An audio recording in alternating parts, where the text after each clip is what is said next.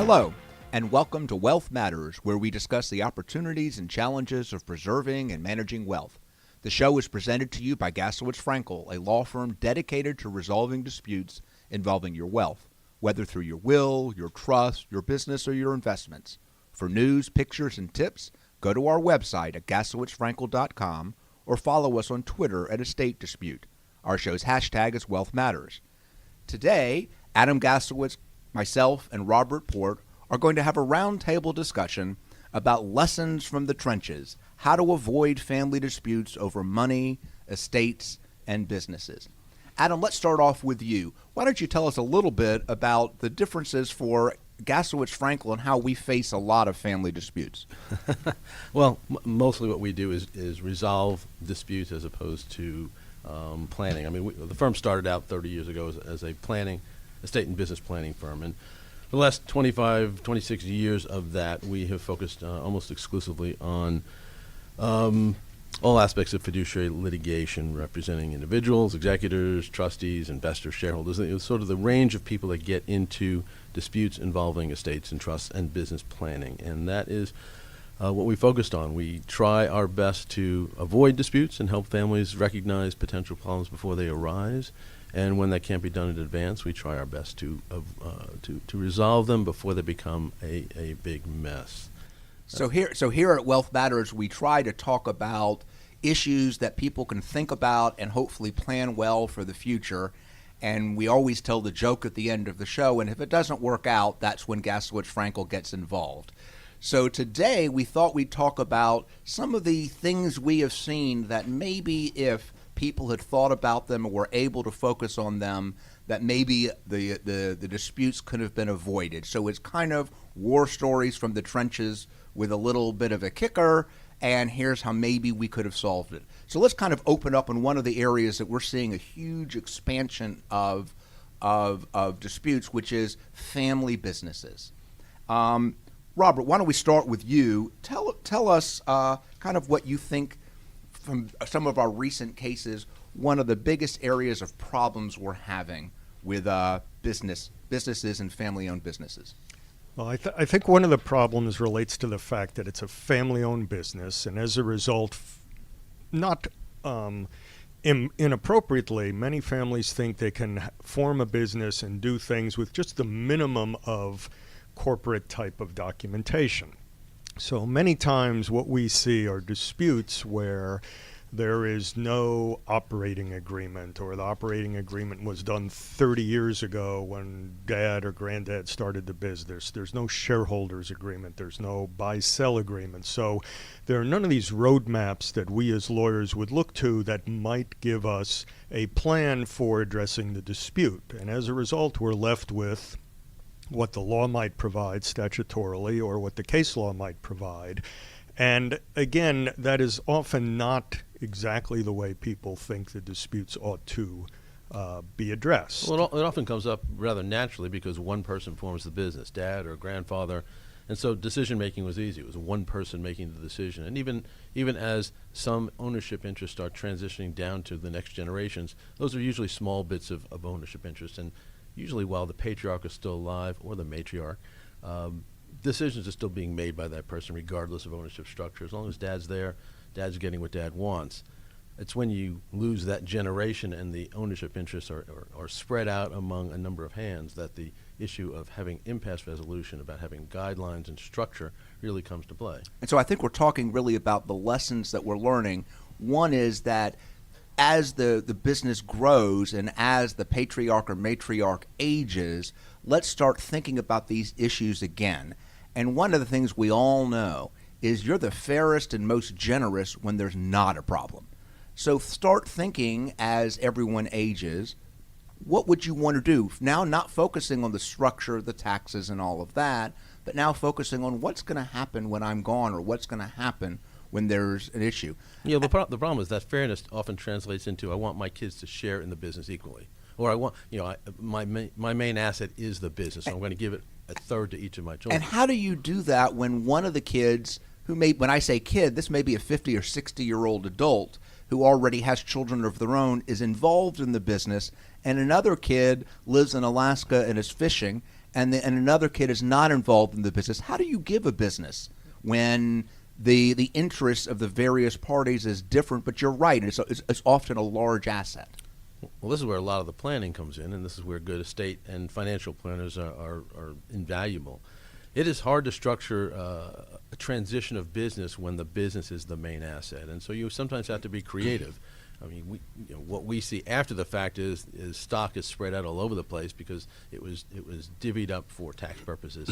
But if what you're trying to do is make sure the business ends up controlled by one person, but the value is shared by others, if there aren't other assets, you've got to be creative in how you either structure the distributions out of the business or the management structure within the business. And this is where business planners and estate planners should take a less passive role in deciding how the business ought to be done. So Robert, let me ask this question to you. That what I hear Adam saying is, if you can monetize or figure out a way to equalize things between the insiders and the outsiders, that might go a long way to avoiding disputes. Tell the listeners some of the areas where there's been either good monetization or bad monetization. What could the families do? Well, as you were talking about this topic, I thought of a matter we had a number of years ago with a business that was left equally to two children. And one of them did a lot of work in the business, increased it, grew it. The other one, supposedly didn't do that much, and it created a lot of resentment. And there was no clearly defined way identified ahead of time with some of the corporate documents Adam just mentioned as to how to breach that impasse, perhaps buy one out. So that was a very clear example to me of the importance of doing this ahead of time, because what happened was that the business was put at risk because of the fight.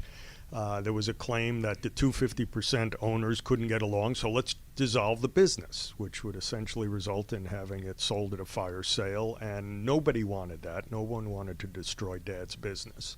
But they got into a huge piece of litigation over that because there was no roadmap ahead of time, taking into account the fact that maybe one sibling has more business acumen than the other. The other one, as you said, might live in another state.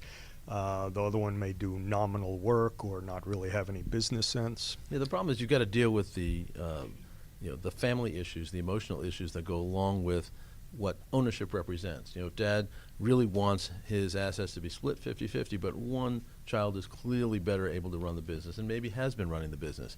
It's not enough just to say that child should run the business. We'll set up the structure that way. You've got to have enough communication between the two to explain that this is how we're going to do it. This is why we're doing it this way. If you have concerns, family members, let's discuss those now and let's see if we can address those concerns in a different way. But the business has to have some sort of management structure to avoid the potential fights that businesses like this get into. Right, and that's where good business planning ahead of time comes into place. Yeah, the discussions that Adam just had should be done on the initiation of discussing how the business is going to be transferred. But fully a third of the cases we deal with, and we've dealt with thousands of estate and trust disputes over the years, fully a third of them deal with the transition of businesses to the next generation that weren't done properly. Or transition of wealth. Transition of wealth. But a lot of times there are businesses involved, and it is great to say you should talk to your business planner or financial planner to structure this better, but the reality is it doesn't always happen because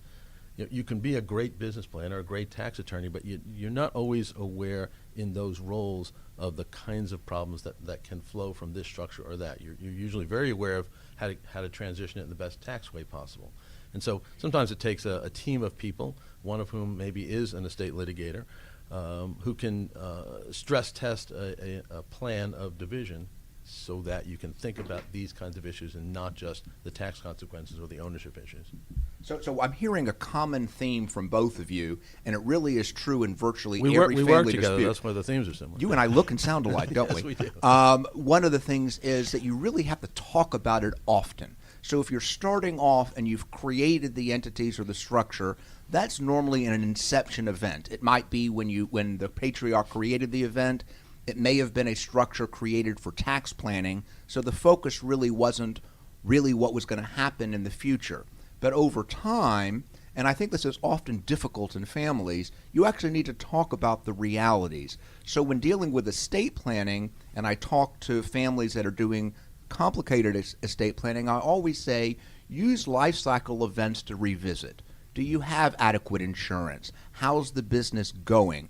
And what I'm saying, of course, is talk to everybody. And this is difficult for families, particularly the traditional family where you didn't talk about money. So, well, and these are not single conversations. It's just like talking to your own kids about wealth. When do you when do you talk to them about it? Well, it's not one point in time. It's an ongoing conversation. And it's the same with business transitions. These are conversations that have to go on over time, and they have to be consistent. So it's the sex education conversation to your teenager where both of you are rolling your eyes, and it's hard to initiate, but you have to do it anyway. Over and over again. A different analogy may be almost to marriage counseling, because we often talk about these cases as a business divorce. And of course, when people get married, no one is planning to get divorced. But the thoughtful way to approach it is the type of communication we've been talking about, and planning, and planning for what some may think might never happen, which is people won't get along, or the business might have to be changed because of unforeseen events down the road. And I want to talk about what happens with businesses when there is a divorce in the family, but let's get to that in a minute. Let's talk about some other issues. You talked about planning, Robert, for what happens upon succession. And let me just ask the question generally, either Adam or Robert, are there ways to monetize if you want to have a buy-sell?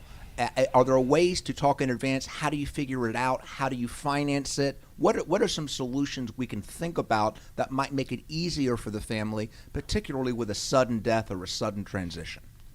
Again, we're talking about where the business is the single asset? Or the primary asset.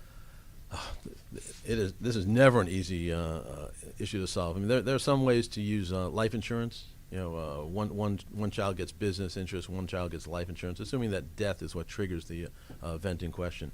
If you're just trying to transition during lifetime, sometimes it's hard to find other assets when there aren't any other assets available.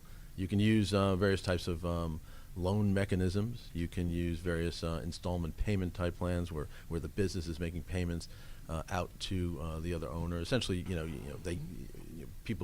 some people get phantom stock, other people get regular stock, and the phantom stock is bought back by the business over time. So there's some sort of an installment stream of income. There are lots of creative ways you can think about it, but you have to be creative. And I do want to highlight that I think installment sales and life insurance are really helpful. Term life insurance for the unexpected termination is really not that expensive, but I want to mention something about the installment. One of the problems we're seeing is that the patriarch or matriarch is using the business, legitimately or otherwise, as kind of their private piggy bank. They've used it to flow all expenses, but they also took all the risks along the way. Now that the business is mature, when the next generation comes in, oftentimes actually, the family should look at, including in the transition planning, what should the next generation get? Thinking about fair compensation, because if you've got multiple owners, the compensation of the principals becomes very important. And sometimes the perspectives are different, so talking about that might be... Well, this is what leads to a lot of resentment, isn't it? Where maybe you've got people in the business and other family members who are not in the business, but the ones in the business think they're worth more because they're building something, and so they often think they need more compensation, or they need to be bonused differently, or they end up just being perceived as taking more from the business than the others think is healthy. Or alternatively, the ones who continue to run the business and are sending money out to siblings who are not doing anything, that creates a tremendous amount of resentment. So before we get off the business issue, which I think is a huge issue, but we've got a lot more to talk about, both of you mentioned the fact when there's a dispute. And Adam, I think you mentioned where you've got equal stockholders, but even if you have equal management, like a board of directors, where you have equality in numbers or at least in power, what we refer to in our business as an impasse resolution. How do you deal with that? So this is an issue we often come up with, a co-leader, whether it be an officer or a fiduciary, the failure to have impasse resolution. What happens when you disagree? So within the business context, what are some of the ways you could, when you can't agree, you can solve that problem? Yeah, this is the problem. I mean, the laws of most states will provide you with an impasse resolution, which means you can go to court and dissolve the business, which is not ideal. You can do lots of different things. You can provide that certain categories of decisions. If there's an impasse on those, one person or the other will make those decisions. That sometimes works if you can actually clearly define different roles. A lot of times you got to put some sort of a third-party mechanism in or a third-party structure in where somebody can come in and make that decision. There's either an outside board member that can do it, or there's So like the use of an independent board. Independent board Or majority, that this person decides if there's deadlock. Sure. A lot of family businesses don't have outside boards or independent boards, but it's not a bad idea.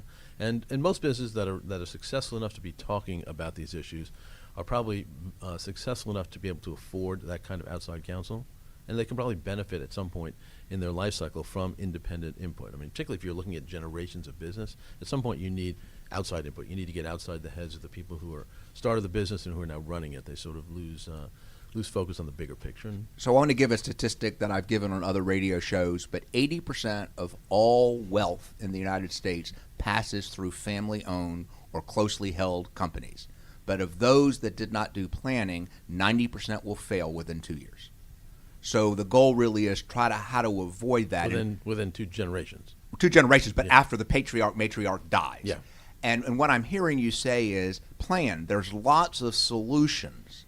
And one of the solutions we're seeing, and we're going to talk about this in the context of trust, is dividing up duties. So sometimes somebody who's the better operations person might in fact be the one who gets the decision-making authority on operations issues when there is a conflict. Someone else might be the one who's dealing with investments. Someone else might be dealing with personnel, but dividing areas of responsibility and, of course, respect. Before we transition, I want to talk about how the same thing flows when you're getting with either a divorce or a remarriage. In terms of what? Let's talk about businesses there. You're listening to Wealth Matters, the radio show where we discuss the opportunities and challenges of preserving and managing wealth. We are the partners of the fiduciary litigation law firm of Gaslowitz Frankel, Robert Port, Craig Frankel, and Adam Gaslowitz. And our roundtable discussion today is focusing on lessons from the trenches, avoiding disputes over money, estates, and businesses. So we were talking about having impasse control and planning in advance for business transition. If I can interrupt for just a second, Craig, one of the things also that is not without some dispute, but in the corporate documents, if some of the internal mechanisms to resolve things that Adam and you were just speaking about are not available, you can require mediation and also arbitration, which is generally enforceable and has the benefit of keeping things out of the public forum of a court. Yeah, and but a lot of people they ought to require counseling also.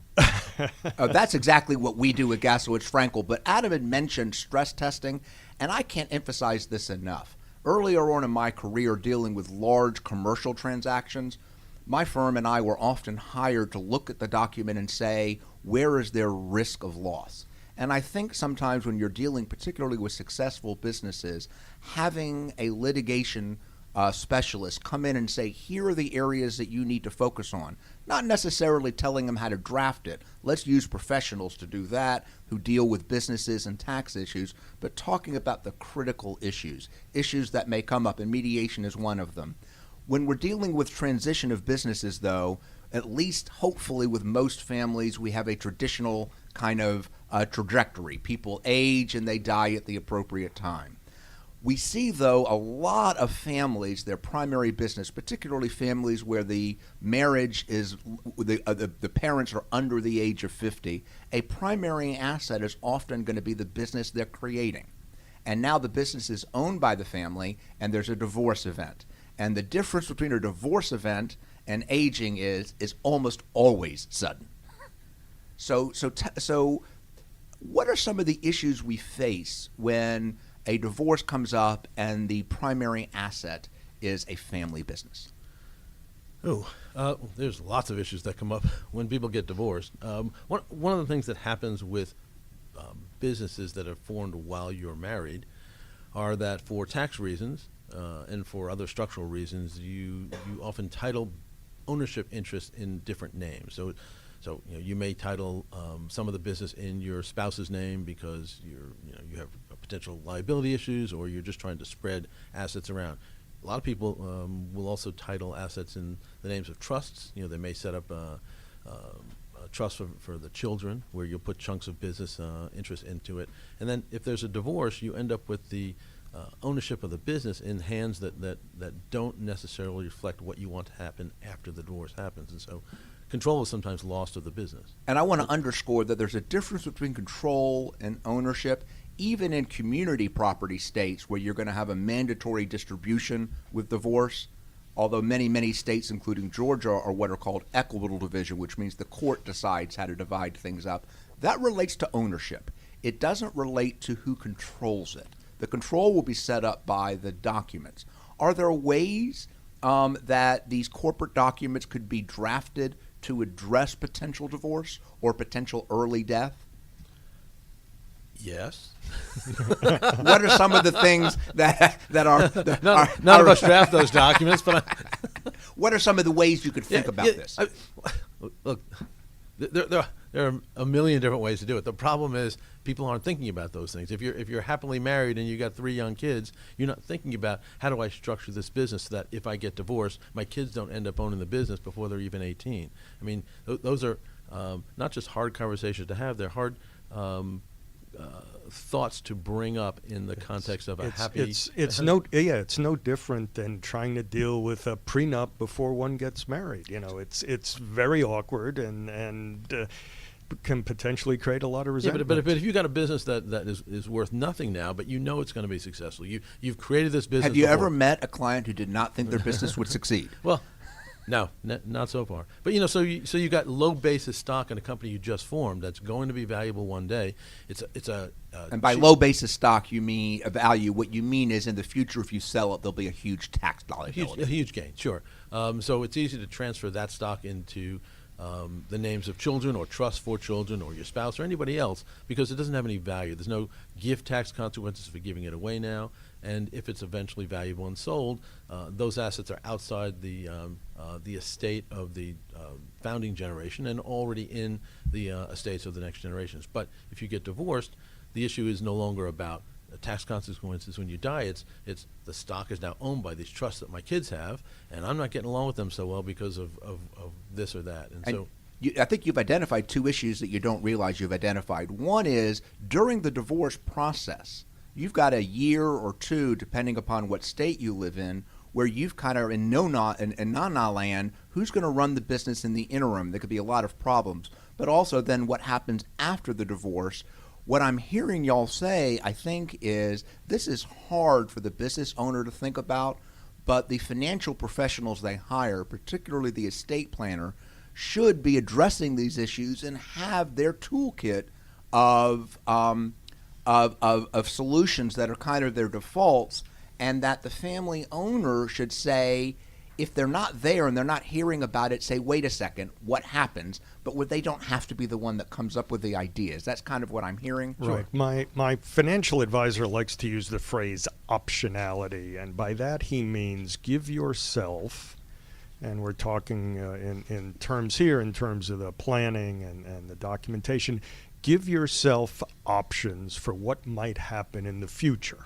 Think about what might happen, and you're not going to be able to anticipate everything, but lay out some roadmaps so that there's at least a fair indication of what the intent is going to be if your family breaks up, if the business owners, second, third generation have a dispute. And divorces cause a whole range of problems. Of course they do, and what we're trying to do is talk about minimizing these. That focus on when friends come to me and say, "Gosh, we're getting divorced." My first question is, "What about the kids? How are y'all handling this very difficult transition for an immature person?" Sure. So but I would hear one of the things you're saying, and it's a huge issue for families, particularly where one is in the business and one may not be, or may be taking care of family, is how do you deal with the value of the business? What are some of those issues that deal with the values of family businesses in the context of a divorce? You're talking about monetary value, not Yes, I mean you've got a business that maybe where they've really invested all of their money, and now you're getting a divorce. You're going to have to really support now two, residences and two families, but you've still got this business that was growing and perhaps is not generating the income, and it's hard to monetize. What happens in a lot of those situations is, particularly when again the business is the main asset of the marriage, that you end up having one, by agreement as part of the divorce, one spouse is going to buy out the other. But there's no cash to do it in one lump sum. You end up having to do it over some, often a long period of time, and there's always the uncertainty by the spouse who's just getting a stream of payments that, if the business doesn't succeed, I'm not going to get the rest of the value of this business because my ex-husband ran it into the ground. I mean, so you might have a bankruptcy issue or just a collection problem. Sure. Yeah. Are you seeing, Robert, in the divorce cases that we're handling, because we're seeing a lot more cases where family businesses are owned by, in the divorce context, or there's trusts that are involved in the divorce context, and they come to us and we realize there's a huge dispute that, in theory could have been at least addressed in advance. Are you seeing anywhere where domestic relations attorneys are joining with estate planners and thinking these issues through so that there's at least an easier transition?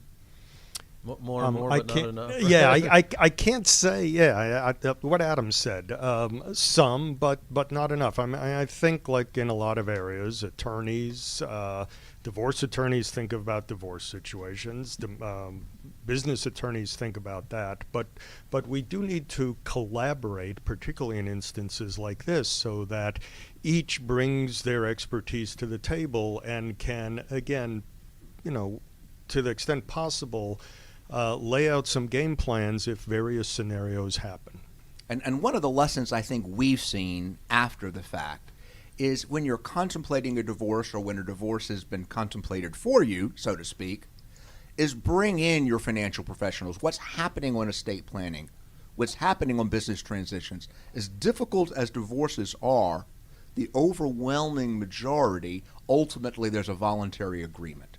So thinking about these issues. So there's a bunch of issues that come up, and one of the ones that I am seeing a lot right now is that the beneficiary designations on joint bank accounts or 401ks or life insurance don't necessarily flow the way the divorcing parents, the divorcing family, who may not be talking a lot at that moment, intended. What are some of the issues that are coming up on the designations when we have those types of transitions? Well, a lot of times you got problems with failing to change the designations on life insurance policies. It's not so much a problem with ERISA-type retirement plans. There's some automatic things that happen. And when you say an ERISA-type retirement plan, give an example. 401k plan, pension plans of various sorts, things like that.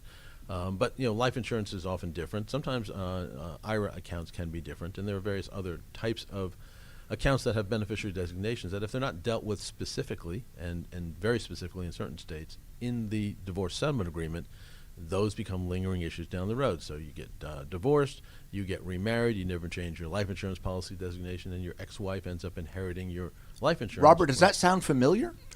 Yes, we have a matter right now going on in that, and one of the things, and we've had lots of those over the years. Right. It's the third or fourth one that I know about over the last few years, and one of the things to keep in mind is we're in Georgia. Georgia does not have, like many states have, a statute which says when you're divorced, no matter what the beneficiary designation says, subject to some exceptions for ERISA, your ex-spouse does not get the life insurance. In Georgia, if you fail to change your beneficiary designation, you are directing the insurance company, because they are the ones obligated to follow what the beneficiary form says. And even though you're divorced and you and your ex-spouse may have hated each other, he or she may end up with your insurance proceeds. So not only do you need to deal with changing your beneficiary designation, but this is an area where our colleagues in the domestic bar need to very carefully make sure that if there is a settlement agreement of the divorce, that they precisely say that insurance, any future rights to insurance, are waived by one spouse or another, so they don't get into a dispute when someone dies and the designation has not been changed. And this is as people are thinking and trying to behave rationally and thoughtfully. I mean, there's lots of situations in divorces where that's not the behavior, and you've got we've seen countless situations where one spouse or the other before a divorce will attempt to siphon off a lot of the marital assets into separate trusts. And those trusts, if they're structured properly, may not be part of the marital estate for equitable division purposes. And so you end up with, instead of a large marital estate being divided 50-50, 80% of the assets are gone, and the only thing that's really left is a small amount that was not transferred out. And I want to underscore a couple of things. One, we're getting hired more and more to look at divorce agreements in more complex divorces to try to see some of these issues. And one of the advice that we give to a lot of our domestic relations colleagues is draft these issues in advance. Think about these issues in advance and get advice in advance. But many times we're seeing later what I would refer to as unintended consequences. So many times you get a divorce, and hopefully it's not because of an outside relationship, but in the future you're going to remarry. And we know the statistics. 75% of people who are divorced will remarry. That's the current statistic. And 50% of those will get divorced again. Correct. And we're finding divorces happening later in life as the demographics change and people age. So that will change the relationship too. We see in divorce decrees things like, you have to maintain insurance for the children. This is a benefit to the kids. Life insurance rarely is a benefit for the second or third spouse. We also see things like you need to divide the estate to the children or give the estate to the children. But one of the problems we see is, what is the estate? And there's a huge difference between what is referred to in the industry as the probate estate. These are things that are going to pass that you own when you die through your will, or if you have a trust that does it. But the majority of people today don't own things at their death. They've used a different vehicle, a trust or something, or a beneficiary designation, and so it is or a joint account. And so it's going to pass outside the estate. So what are some things that we can tell our domestic relations colleagues and also people who are getting divorced? What do you need to think about on ownership that you could perhaps address at the divorce stage? You're talking about after divorce or before? Before divorce. We're either well before divorce, or we're now sitting in the conference room at mediation and saying, what we want to do is we want to be fair. We want to make sure our children inherit things. We want to make sure there's adequate life insurance. What are some of the things that they should be thinking about to solve the problem 20 years down the road that they won't to hopefully avoid? One matter I had recently suggested that there needs to be clarity on what remains after someone gets divorced in the estate that may go to their children. And the dispute in that case, amongst other things, involved a prenup where each party had laid out their property, and each of their children from prior marriages presumed that they would get that property when either parent died. But the difficulty was that after being married a number of years, property had been sold, changed, different bank accounts opened. So the list of property that was identified as each spouse's separate marital property that each set of children thought they might inherit nowhere resembled anything they had when they passed. So it occurred to me that one way to approach that is to specifically identify either the property or the value that might go to someone's children. And there are mechanisms. There's lots Right. of ways to think about it. For life insurance, let's make sure it doesn't lapse. There's ways to protect against that. And might I say, I believe this is Adam's suggestion. I think it is a fabulous idea to have in the divorce decree that the spouse who is the beneficiary of the life insurance be named as what's called an additional insured, which requires the insurance company to give notice if there's a lapse of payment in the policy, because we see plenty of cases where the divorce decree says in black and white, thou shalt keep a life insurance policy of X amount for so long for the benefit of the children, whatever it is.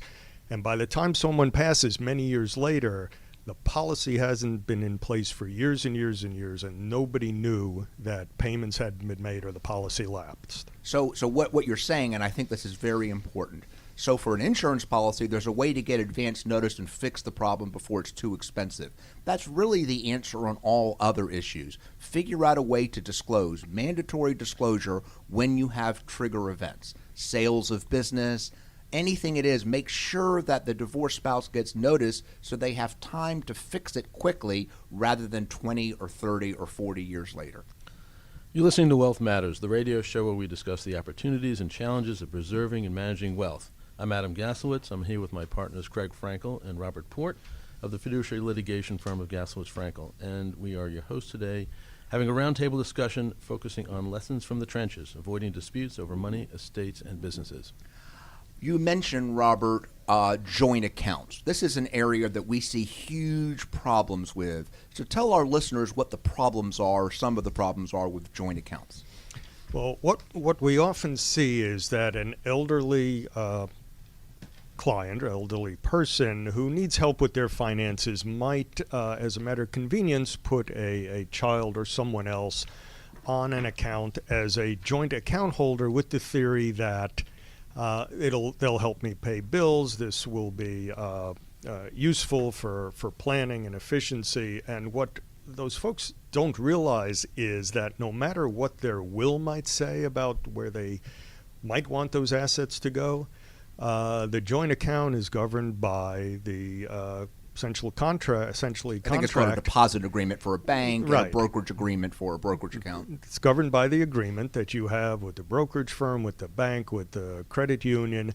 And once you pass on, whoever the other person is on the joint account gets that, no matter what your will says. So there are different ways and more appropriate ways to deal with that without messing up what may be your estate plan. And I do want to underscore a problem that we often see. Many times it'll be the checking account and a related brokerage account or savings account that are relatively small in amount that are being used to plan.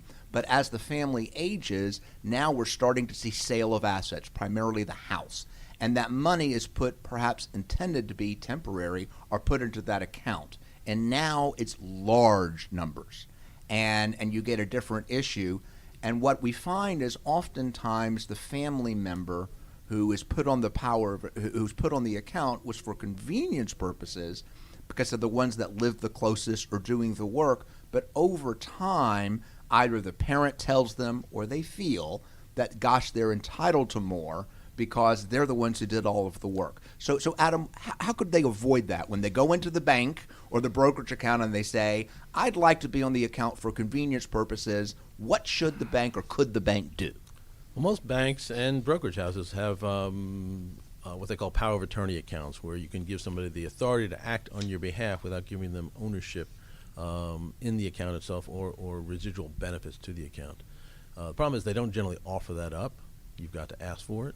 I'm not sure why that is, but it's been a problem in the industry for a long time. It's just easier for the bank to give you the joint account application as opposed to... And our listeners should know that the reason that makes a difference is that the power you're given under a power of attorney ends at death.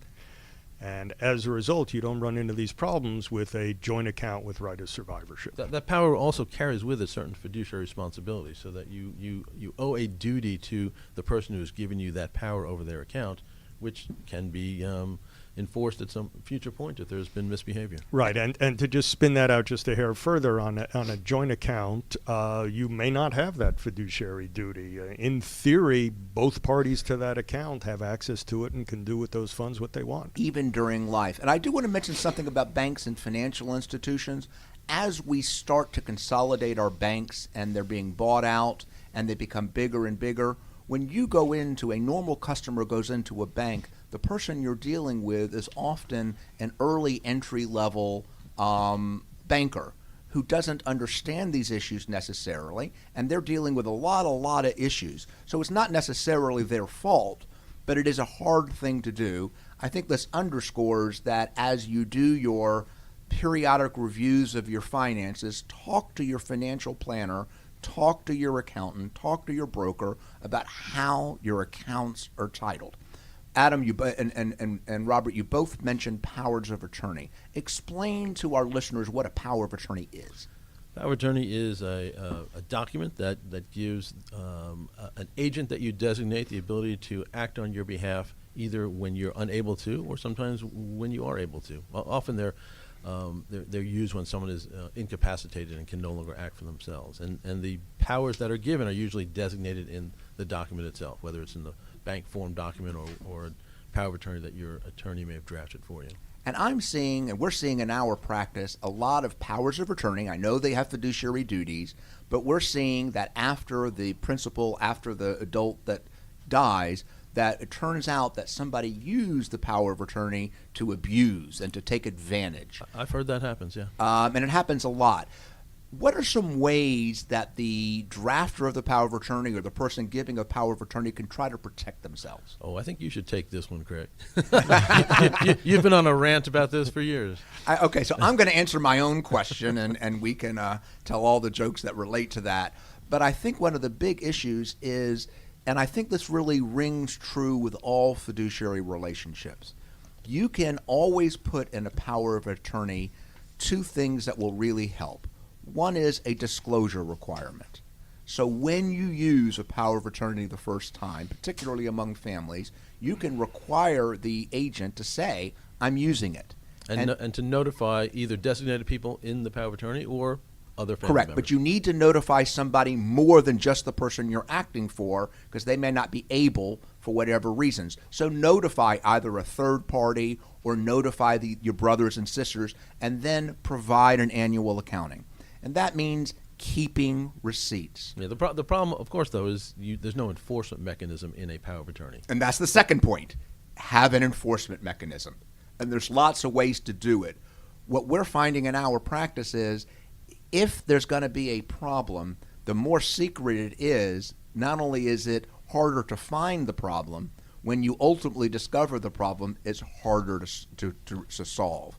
So if you have a mechanism for an accounting, as an example, a disclosure, then at least you're starting it early. If another example is if you're going to make a gift, something that is not in the ordinary course, that too should trigger disclosure.